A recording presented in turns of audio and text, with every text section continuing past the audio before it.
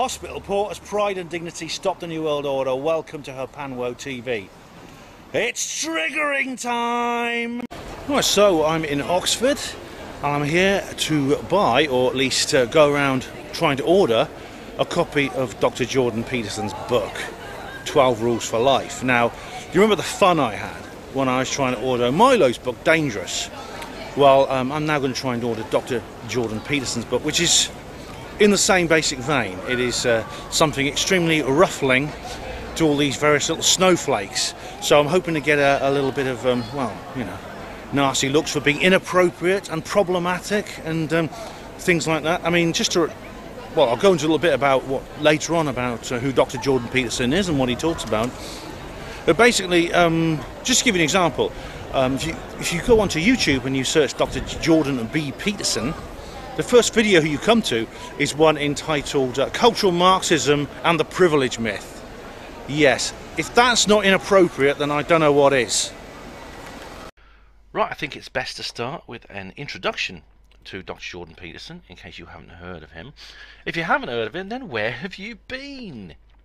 Well, he's a clinical psychologist, public intellectual, and professor of psychology at the University of Toronto, although he's hanging on to that job with the skin of his teeth, but he doesn't really need it anymore, as I'll explain later in the film. He's essentially done a lot of work on religion. He's written several books on the meaning of religious belief and things like that, myths. And his first book is called Maps of Meaning, The Architecture of Beliefs. It explains the role in the regulation of emotion, creation of meaning, and perhaps more importantly and more pressingly in the real world, motivation for genocide. And of course his new book, the one I'm after now, his second book, 12 Rules for Life, An Antidote to Chaos. Right, now he got into trouble because he was criticising a new piece of legislation that had just been passed into Canadian law called Bill C-16, and this would have compelled him, well, it does compel people to use Orwellian language. Now, this refers essentially to transgender people who do not, what's it, present, I think the word is now. I would say self-identify. The word is present as male or female. And there's all sorts of other words like connecting to things such as cisgenders and microaggressions. I don't quite understand it all, to be honest. It's very, very nebulous, and it's meant to be. Now, there's an awful. What he did was he refused to use some of the engineered gender pronouns, the new ones that had just been designated, and I supported him in it. I supported him in that.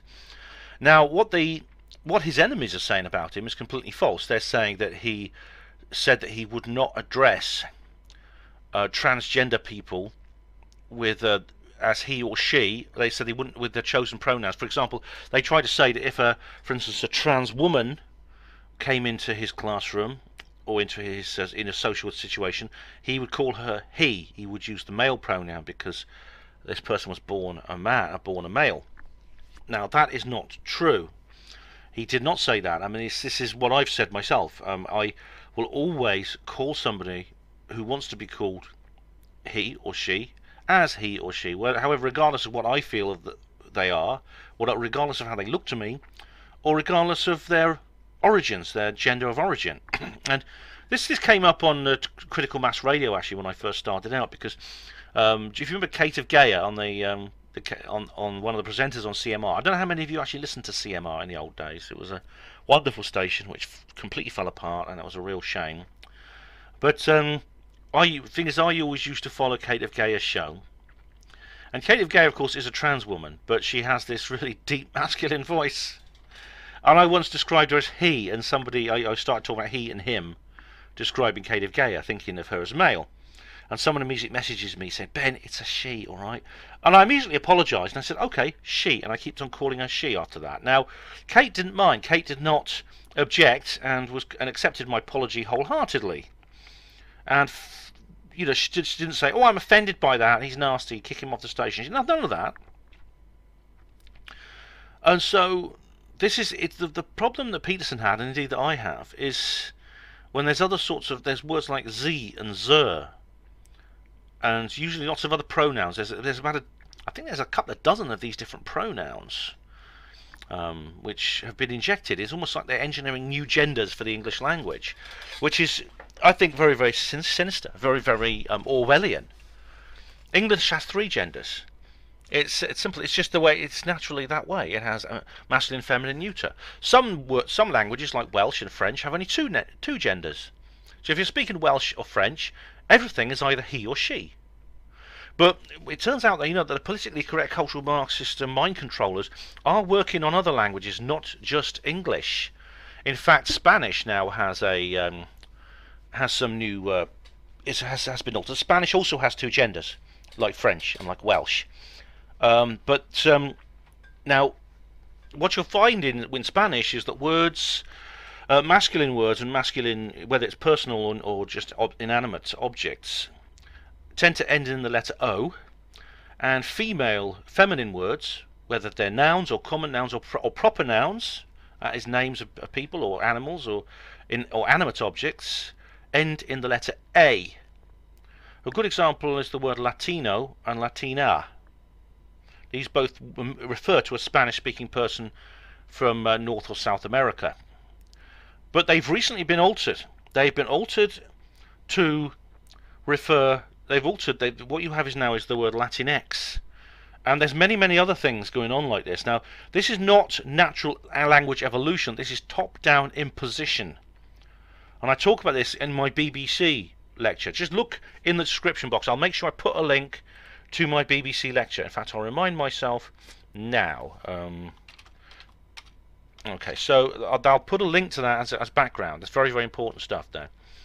So Dr. Jordan Peterson was actually standing up to that. He was standing up for natural language.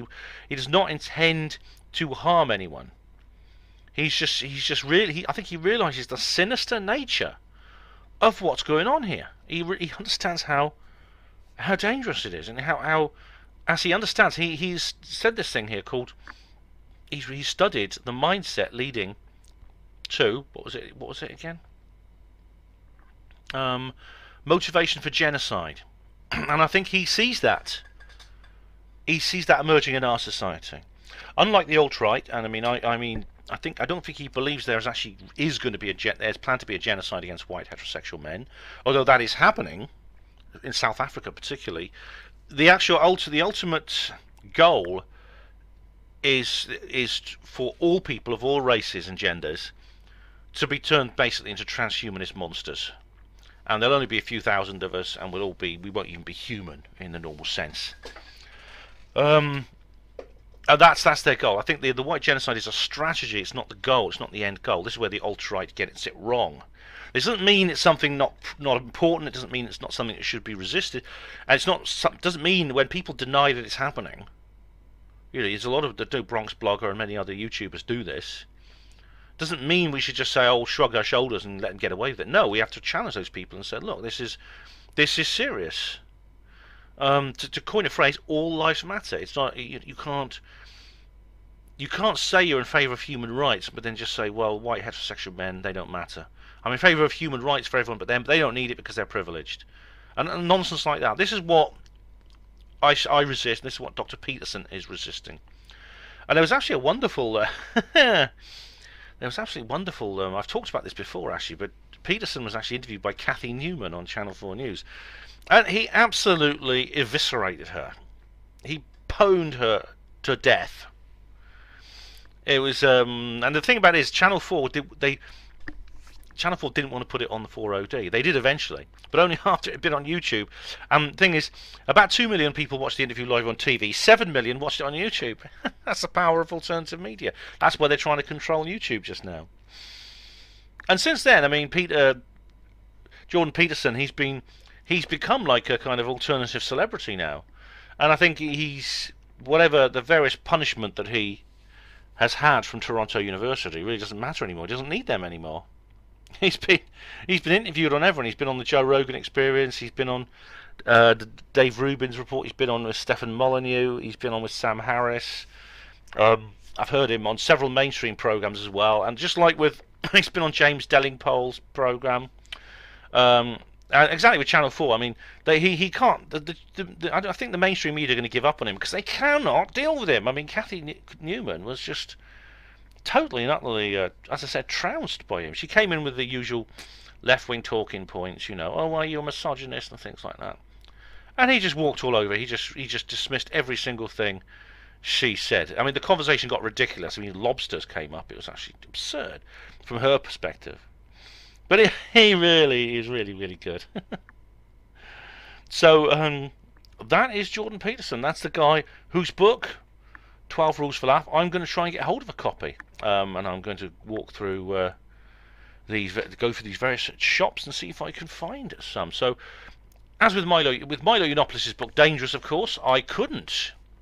They didn't have it anywhere. They wouldn't even order it for me. Will the same happen with Dr. Jordan Peterson's book? There's only one way to find out, if you care to accompany me.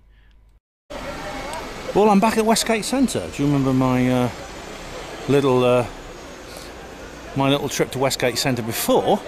Well, I'm back again, and there's the all those pigeons there perched on the top, gazing down hungrily at the people going in as if it's something from Alfred Hitchcock. Well, there's a branch of Blackwell's in there that just opened. It opened just when the Westgate opened. You remember my video from back then, and I was a bit annoyed they didn't have my book in there on their shelves.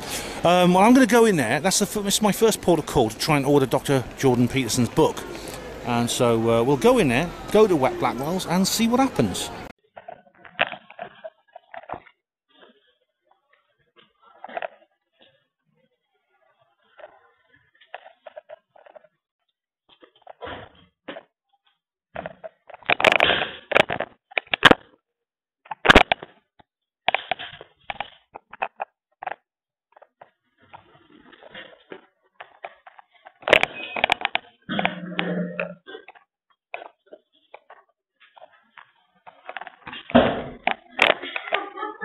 Hello. I'm not sure what category it's the under.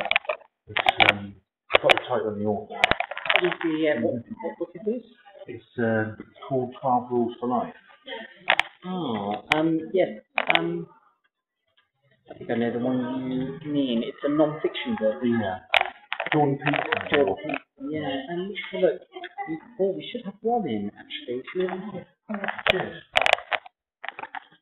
Are you stocking it?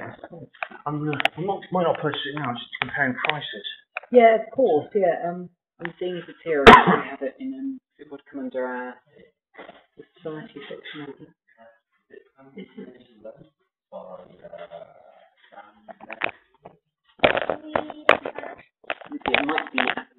Bear with me. I'll come back and I'll. Okay, brilliant. Thanks.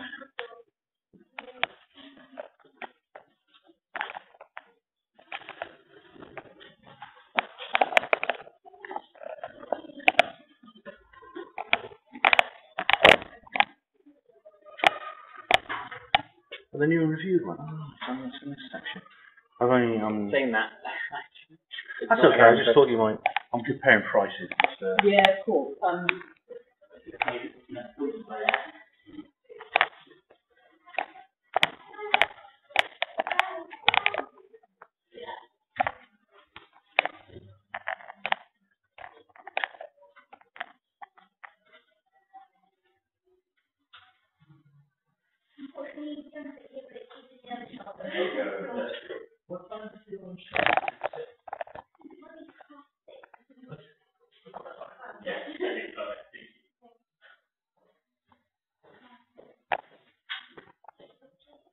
Can I ask my colleague? Okay, thanks.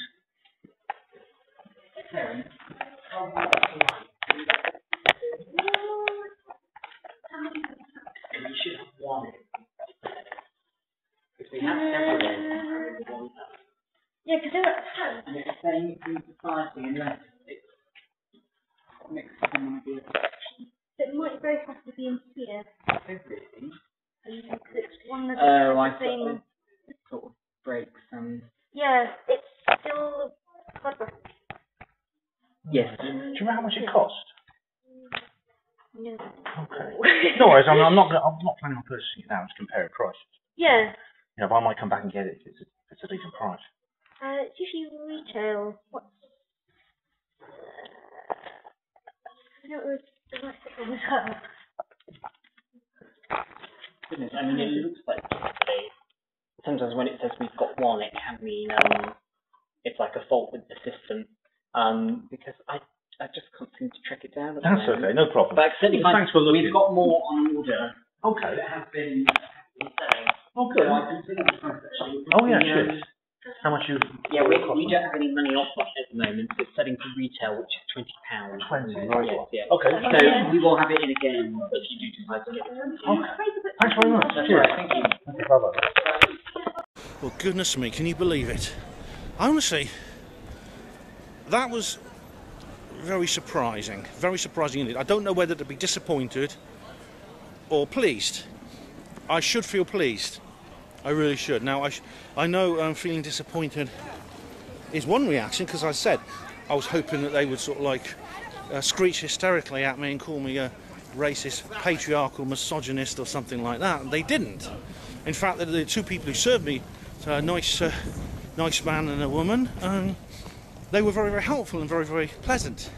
Not only that, but they were very, very obviously encouraging about the whole business, which I really didn't expect.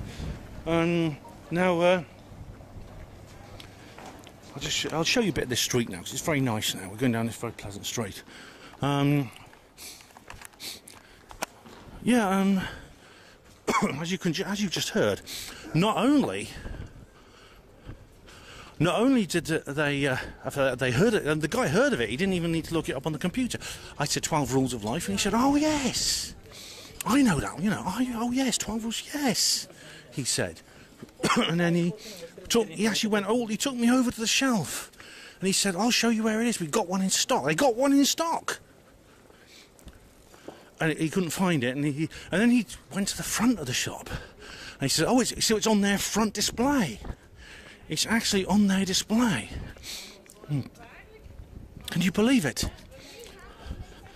My goodness me, I don't know. It's like really, really amazing. I went in there. I had my I've got my like trusty pen camera again, as you can see, like I used before with Milo, and just to see what would happen. And I kind of expected them to sort of say, "Oh, what's that? I'll look it up." Oh. Either that or they've heard of it and they go, "Oh, we don't stock that, I'm afraid." In this really pained voice, because I've just asked for something really, really inappropriate. Mean. I'm obviously some kind of white guilt exempt fascist, And that's what I thought would happen, and it didn't. But they said, what was interesting was, what he said was, "Oh, it's selling, we're going to order some more. We've ordered some more." Which means, I'll go down here actually, St Michael Street. I'll show you the Oxford Union in a minute. Which means it's a popular book. I reckon when I get to the Broad Street branch, which is the central Blackwell's branch, I wouldn't be surprised, if they've got a copy in there. I honestly wouldn't. I'm not going to buy one. I'm not going to buy one today. Like I said, I'm just pretending to go around comparing prices. I mean, I'll probably get one. I don't have time to read it right now. I'll probably wait till it comes out in paperback or something. But I just want to know, firstly, how popular the book is, and secondly, I want to know the response of various mainstream retailers to customers going in asking for it. Because if you remember when I tried to order Milo's book, people were calm and professional, but you could see that there was it wasn't something they had. They said they couldn't even get hold of it for me. That there is the Oxford Union, appropriately, Centre for Free Speech, and this David Icke spoke in here. David Icke was actually on the stand here in the Oxford Union. There's been loads of protests here. There we are, so Oxford Union, members only. It's odd, because the protests, I mean, I don't know how long protests have been going on here, but this is a centre of controversy, and it just seems like no one wants controversy anymore. You have just see how tight the security is. Do you see it? That's how tight security is these days. And I've been to when they've had controversial people like Nick Griffin and David Irving speaking here. I've actually come along. I wrote an article about the time when Marine Le Pen spoke here, the prospective French presidential candidate, and there were massive protests outside here. It's amazing because they've had people like Adolf Hitler has spoken here, and Karl Marx, I believe, and Lenin, and all kinds of people have spoken here. And but you know, those days are over. No one wants to hear alternative opinions now. Okay, so next stop, Waterstones, I think.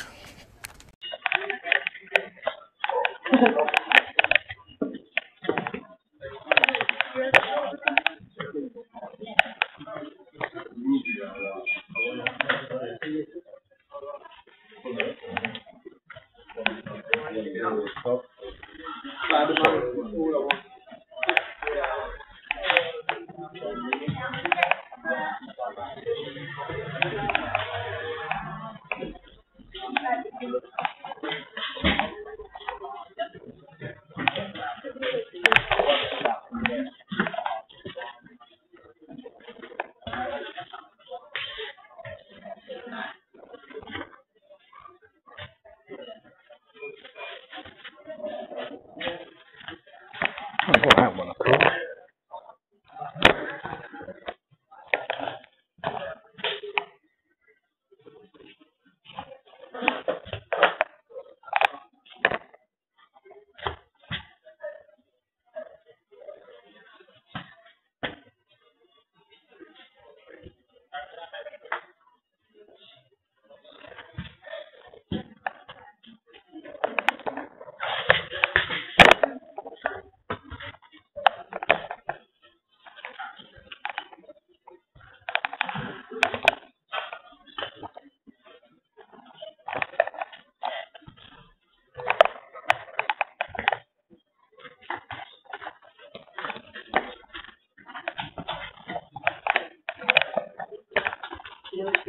Go ahead. I'm not sure what category it's in. So I got the title and author though. The title 12 Rules for Life. Author Jordan Peterson. Yeah, that is just on the table in the back there in the corner. Oh, thank you very much.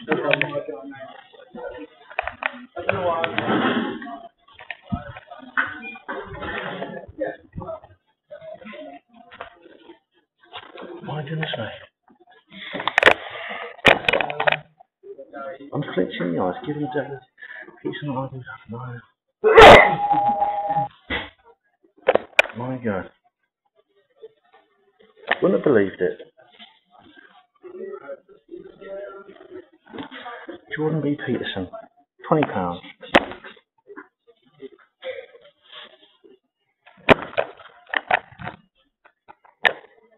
It's got its own table. My goodness me. And this was in the shop that was promoting that weird book I was telling you about. And it's got its own table. Don't tell me it's actually... I wonder if it's actually going to be in the window. Could it possibly be in the window? Let's have a look around. Oh no, maybe that was pushing it a bit to think it would be in the window. But that is quite something here at Waterstones in Oxford. Dr. Jordan Peterson has a book, and it has been given its own table on a special display in Waterstones, Oxford.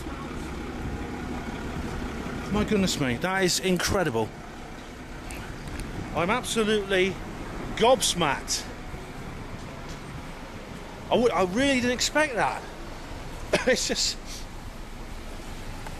I am delighted. I am really delighted. I will forego the pleasure of watching some special snowflake dissolve into rage, into fits of hysterical rage over some evil white heterosexual man standing in front of her asking her for a book that's is problematic. I'll forego that pleasure. Okay, I can get over. I can live without that emotional sustenance. Things are really looking up. Things are looking up because, like, it's actually on a table. It's on a table, and it's on display in a bookshop. Not only like the one in Westgate Centre, we're really keen for me to see it, but In Waterstones, the Westgate Centre Blackwells had it, but in Waterstones, they've actually got a special display for this book. This book by a man who has been described as evil. A man who's just been described as literally Hitler. Really, I mean, this is so different to what I was expecting that I'm not sure how to respond to it yet. I think the only thing I can do is go to the Central Blackwells and see if they have one as well. So that's my next port of call. Jordan Peterson. Yeah. It's just one I wondered if you had. Yeah. Is that on the Norrington one? I don't know if it's 12 or 12. Yeah. Oh, thank you. Oh, great. Oh, thanks for bringing it up. Not £20. Okay. I won't purchase this down. I'm just going around comparing prices. Where was it? It's an internet price. Are you sure? Oh, thank you. There might be a way to get the cheapest. Oh, actually, if we... I just have a look at the thing again.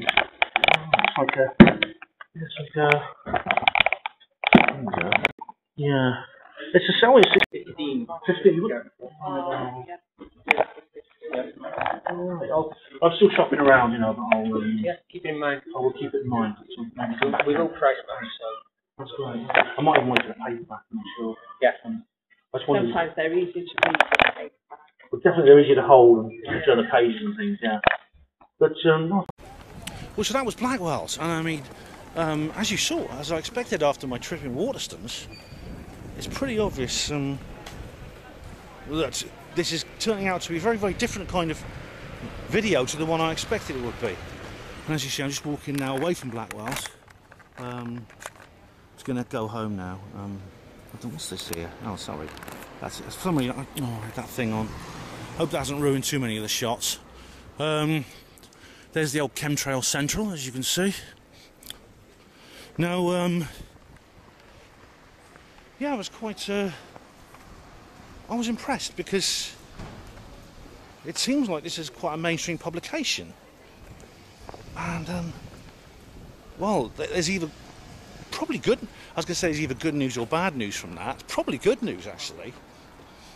It's probably good news. Anyway, I saw Mike Philbin in there again, like I did last time when I was looking for Milo's book. But obviously he doesn't appear on camera. He doesn't appear on the program. He doesn't appear on the video. But actually, he took me over to the desk, and someone basically went and got one. They actually went and picked up a copy of.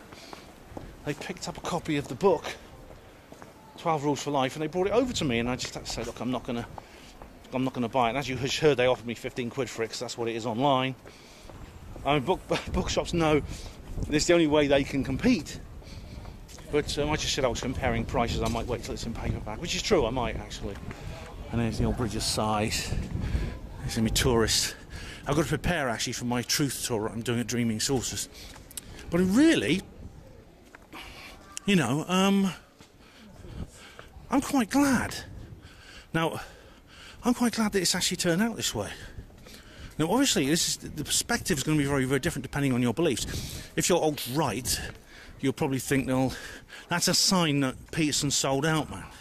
Peterson doesn't care. Peterson's just part of another part of the establishment. He's like a safety valve or a piece of disinformation, you know, which has been put out there to distract us from our, you know, from true activism and true rebellion. But that is, I'm not alt-right, obviously, so I don't believe Jordan Peterson is such. I mean, Millennium Woes did this thing called The Passion of Jordan Peterson. He did this sort of speech a little while ago. He talks about this. He says Peterson is against all identity politics, including white identity politics. And therefore he's obviously he's obviously not good enough. I take a different view. I think that he's his criticism of identity politics, including white identity politics, is perfectly correct. And what he's done is he's fought back against cultural Marxism. And it's important to remember that cultural Marxism is not an attack against white people. The Illuminati are not trying to destroy white people. They're trying to destroy people. They want us all as transhumanist robots. They want less than 500 million people, well, less than 500 million beings who are all transhumanist cyborgs. So, as far as they're concerned, they regard all people, whether you're black or white, whether you're Chinese or Jewish, or any other race or nationality, as cattle, as proles, as they regard us as farm animals. And they want to turn us into monsters. They want to turn us into subhuman monsters, epsilons from Brave New World by Aldous Huxley, who was George Orwell's schoolteacher, instantly. And so that's where the alt-right get it wrong. They think this is all about white people. I mean, even Red Ice, I mean, I've got a lot of respect for Red Ice. They've done some good stuff, but they've now gone down this route, which I think is incorrect. And Peterson has sussed this out. I mean, he's not conspiratorially aware. He's not a New World Order activist, anti-New World Order activist or anything like that, but he has sussed this out. And he's written some brilliant things. I mean, the Tinfoil Hat Lady has done some readings from his books and some of the other things he says. And he's really done... It's like he really gets it at a fundamental level, especially the linguistic stuff. He actually gets it. He understands the dangers. This is why he made a stand against it, which ended his career in academia. But of course, it launched him on this new career, which is far more successful than he ever was before. He'd have been an unknown, very obscure Canadian academic, but then he decided to make a stand against the establishment, and now he's an international superstar. So it just goes to show, doesn't it? You play it safe. Playing it safe is not even when they threaten to take everything away from you. Playing it safe is not the answer. So I'm very pleased. I mean, for me, I've not read the book, but this is something maybe I could make another video about, because it's a big subject. But if Professor Jordan Peterson's book is so mainstream that it's not, it's not only something they can order for you, but it's something they actually have on a display table, and they have copies in Blackwell's Oxford, which is one of the biggest bookshops in the world, and Waterstone's Oxford, in the very heart of this thing. I mean, as I said before, Broad Street, Oxford, there's more bookshops per square mile than anywhere else on earth here in this part of Oxford. And it's there to be bought. Anyone can pick one up. Again, you can either he's controlled opposition, or he's a real anti-New World, or he's as effective as anti-New World Orderer, and they still can't stop him selling his book on large scale, which means that the control system behind the New World Order must have been dealt a real blow. I think maybe this is the 2016 effect still lingering. It's still going on. It's not over yet. The Empire struck back, but the Jedi are returning. I certainly hope so, anyway. But it's not over yet by a long way, and I just want to look into a few things now to give you an example of what I'm talking about. Right, since I filmed that, I'm not exactly sure what to add at this point, but regarding the material I was discussing on my walk away from the bookshops, which you've just heard. I mean, it's such a huge subject, and it's so contentious. And since I filmed that, we've had the Syria attacks, and I've done those live streams where I wonder if the 2016 effect is anything but just a brief hiatus in the onward march of the New World Order.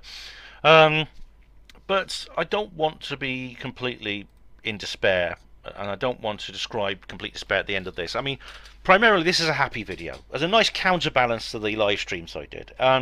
So I think what I'll do is I will perhaps have a little comedy segment now. It's well, at least I don't know about comedy is the right word, but I'm going to read you something which I think will give us a good laugh. Basically, this is the Guardian's review. I'm laughing already. This is the Guardian's review of Jordan Peterson's book, and I will use my Guardian voice while I'm reading this and try to instill a little bit of pathos as I'm talking, in the true way which I expected it to be. Okay, so here we go. This is by Harry Kunzru. This particular review. I don't know if that's a man or a woman, but they work for the Guardian, so it might be one of either, or perhaps something else. We don't know. But I know that Jordan Peterson would call them he or she if they asked. Right, 12 Rules for Life by Jordan Peterson review. A self-help book from a culture warrior. The psychologist and internet celebrity with contentious views on gender, political correctness, good and evil, offers hectoring advice on how to live. Yes. The Canadian clinical psychologist Jordan P. Peterson has in recent years become an internet celebrity, producing a slew of videos and interviews on all manner of political and social topics. He is acerbic, combative and openly contemptuous of his opponents. Well, I mean, so was Christopher Hitchens, but nobody complained about that because Hitchens was giving out the right view. Hitchens was a left-winger. Well, I mean, he was a left-winger who was sort of like quite neoconservative, but I think that was because he wanted to get arguments with people. But because he was giving out a correct view, no one cared that he was, what's these words, acerbic, combative and openly contemptuous of his opponents. And so it goes on here. Particularly Marxists and postmodernists, for whom he harbours a special animus. He's an enthusiastic and prolific culture warrior who has no truck with white privilege, cultural appropriation, and a range of other ideas associated with the social justice movements. Well, I mean, he actually did several videos about the myth of white privilege and things like that. And I mean, as I've said many times before, if you watch my BBC video, put a link in the description box of that, I agree. I mean, I think he is on the right track. He's right to challenge these things. He's right to attack them. These things are pathological. They are a part of cultural Marxism. Cultural Marxism is a form of mind control. It's designed to mess with our heads. It doesn't matter whether you're black or white or man or woman or gay or straight. Okay, all of you should be concerned about cultural Marxism. It's designed to attack you. And I'll explain why in more detail in my BBC videos. So I'll carry on with this. His reluctance to call transgender people by their preferred pronouns, unless they ask him to. It says in brackets, unless they ask him to. What's the problem with that? Yeah, all he refused to do was use this cultural Marxist jargon that was being shoved down his throats with that Bill C-16. That's what he refused to do. Okay, he did say, I mean, as I said, like I do, if someone wants to be called she, I don't care if they're about as feminine as W.G. Grace. I will call them she. If someone wants to be called he, and then and they look like someone I could quite happily get friendly with, if you know what I mean, I'll call them he. It's that simple courtesy, and he's never ever said he would not go along with that. But this, of course, they have to go here. They have to carry on, don't they? The Guardian have to slouch him, don't they? He goes about preferred pronouns. This has earned him a reputation as a transphobe. You know, I mean, a couple of years ago, I'd say, what the hell is a transphobe? I didn't even know what a transphobe is. But you know, this is crazy. I mean, I've seen Peterson. He was on that. I forgot the name of the show. I mean, he talks to people all the time, of all kinds, and he's never shown any rudeness towards people who, minority communities or anything like that. And he goes on. I'll just skip that paragraph because it just talks about a bit of background. Here we go. In an emailed rebuttal to a journalist who termed him a figure of the far right, He described his own politics as those of a classic British liberal. This is like Sargon of Akkad said that as well. But let's carry on a little bit here. The book. Here we go. His publisher has preferred to gloss over his reputation as an internet controversialist, characterizing him tactfully as a modern-day truth-teller, and has furnished him with a page-long biography that begins: Jordan B. Peterson, raised and toughened in the frigid wastelands of northern Alberta, has flown a hammerhead roll in a carbon fiber stunt plane, piloted a mahogany racing sailing boat around Alcatraz Island, explored an Arizona meteorite crater with a group of astronauts, built a Native American longhouse on the upper floor of his Toronto home, and been inducted into the coastal Pacific Kwakwakwawa tribe. Right, that's just what it says in this book. So this reviewer doesn't like the idea that the publisher hasn't called Jordan B. Peterson what this reviewer thinks he should be called, which is a nasty, far-right, misogynist, racist, transphobe. Okay, well, the publisher wants to sell the book, and it looks like they're succeeding, which is quite amazing. Now the reviewer carries on. Once the cloud of testosterone has cleared, again, I mean, this is this fuss about toxic masculinity, isn't it? A lot of the Guardianistas don't like toxic masculinity, so they think it's horrible.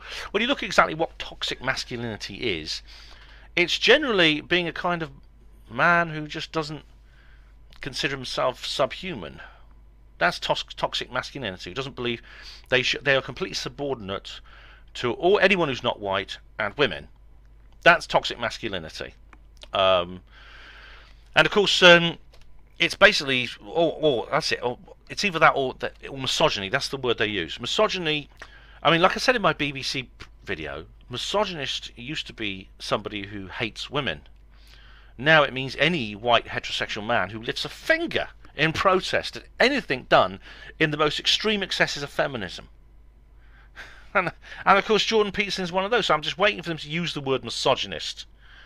Here we go. Blah blah blah blah. I'll skip that bit. Oh, it's the effect is bizarre, like being shouted at by a rugby coach in a sarong. Oh my goodness, man! I don't want to know about your fantasies, mate. Here we go. Blah blah blah blah blah blah blah. Here we go. Unfortunately, he is not a man who will be content with a heuristic when he thinks there's a fundamental truth to be had. As a good student of Jung, he likes an archetype, ideally one he can ground in biology. Relativize that, postmodernists. Gender is absolutely not fluid, he says. Male and female, parent and child are categories for us, natural categories, deeply embedded on our perceptual, emotional and motivational structures. Well, isn't that the case? I mean, gender really is not fluid. I mean, everybody has a sexual identity. I mean, I've never known any human being in the world who describes himself as it. Unless if there is one, please post in the comments and just say, you know, oh, excuse me, I call myself it. What do you think you're saying? Then you're one of very few, mate, or mate S, or mate X. Everyone I know of considers themselves either he or she, male or female. It may not necessarily be what their biology is, such as a trans woman may consider themselves female. And indeed, as I've said already, I would be quite happy to address that person as she and her and use those pronouns and talk about them as a woman. I don't have a problem with that. But the idea of gender fluidity is something very, very worrying indeed, and I don't think it's healthy. It is not. The gender fluidity is where basically you don't actually have a firm sexual identity. And Jordan Peterson is quite right to call that out. And of course the Guardian don't like this. They won't, will they? But that's the kind of people they are. And I mean, he's not going to. Now he's not going to. You're not going to get a fair, I think, assessment from the Guardian. It's always going to be. They're always going to turn against it because they don't like Peterson. And in fact, here, this is the last paragraph of the review. What makes this book so irritating is Peterson's failure to follow many of the rules he sets out with, such sententiousness. Don't know what that means. He does not assume that the person he is listening to might know something he doesn't. He is far from being precise in his speech, allowing his own foundational concepts like being and chaos to slide around until they lose any clear meaning. He's happy to dish out a stern injunction against straw-manning, but his postmodernists and Marxists are the flimsiest of scarecrows. So his chest-thumping intellectual victories seem hollow. He appears sincere and in some ways admirable in his fierce desire for truth, but he's much less far along the journey than he thinks, and one ends his oppressive hectoring book, relieved to be free. Okay, so I think it looks as if this reviewer is now making an attempt to be fair, which is to their credit, fair enough. I respect them for that. But there's no doubt this book I think is seen through the lens of Peterson's past, and this reviewer, this critic here, Harry Kunzu, Harry spelled H-A-R-I, is without a doubt influenced that way. And this is about what I expect. But I thought that was worth reading just basically for the lols, because we could do with being cheered up, and after all the misery that's happened over the last couple of days. So this is the book, 12 Rules for Life, An Antidote to Chaos, by Dr. Jordan B. Peterson. Now it says the #1 bestseller. This is really, really good. And I mean, as I said in the previous video, I didn't expect for this book to be so available. I thought it was going to be like Milo's Dangerous book. It was going to be just completely, basically off the limits, down the memory hole. But it seems that the bookshops are willing to sell it, which I think is an excellent sign, as I said. I mean, how significant it is, I don't know. But it is an excellent sign. And I think maybe I'll say more about that in the future if more comes to it. But to see the book on the shelves, and even to have a special table of its own in Waterstones, is excellent. It really, really is. So I'm very, very pleased. I'm very pleased with how this has come about. I should say a few apologies about the quality of some of this footage that I've shot. I did have to clip out a couple of scenes, or a couple of little brief segments of the scenes inside the bookshops, because I actually got people's faces in frame, and so because of privacy regulations, I edited those things out. But apart from that, I do hope you enjoyed it. I mean, I hope you will go out and get a copy. Although, as I said, I am going to go out and I'm going to wait for the paperback, I think, because I do prefer paperbacks. They take up less space, and they're an awful lot easier to sort of handle than hardbacks, I find. So I'm going to wait for the paperback. But I want to congratulate Dr. Jordan Peterson, who is someone I really, really respect and admire. And I'll put another link in the description box to my interview with Tinfoil Hat Lady, who's a well-known YouTuber. And we did an interview where we discuss Jordan Peterson and his work and his legacy. Whether the availability, the very, very abundant availability of this particular book in Oxford's retail outlets is a sign of a deeper and more fundamental shift away from the desires of the control system, we'll have to wait and see. But I feel encouraged. I feel hopeful that this just might be perhaps a little bit of a counter revolution at work at the moment. We won't know yet, but we'll find out. Time will tell, and events will tell. And if there is further news on this matter, and I have further things to say regarding this eventuality, what it might mean, you can be sure you will hear it first, live and exclusive, on Herpanwo TV. So thank you all of you for watching. Next video coming as soon as I possibly can, although I'm trying to write my book, so it may be longer than usual, but I will try and keep you updated. I have got another video in the pipeline which I am editing, so hopefully that'll be up soon. But I'm going to be away for a few days, so I'll see you when I get back. Thanks for watching Herpanwo TV. Hospital Porters, Pride and Dignity. Stop the New World Order.